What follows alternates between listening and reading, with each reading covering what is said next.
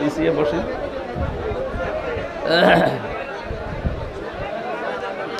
এই মাথায় লাগে না, এই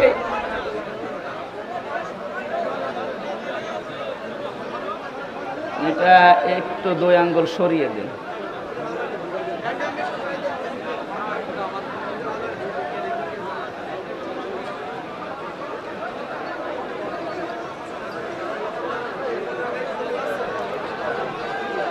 দুনিয়ার সব কাজ বাদ দিয়ে দল মত নির্বিশেষে আল্লাহর কোরআনের মহব্বতে বাড়ি থেকে পর্যন্ত যিনি নিয়ে আসলেন, আমরা খুশি হয়ে বলছি আলহামদুলিল্লাহ। রব্বানা লাকাল হামদ হামদান কাসীরান তাজ্জিবান মুবারাকান ফীহি। ইয়া রব্বি লাকাল হামদু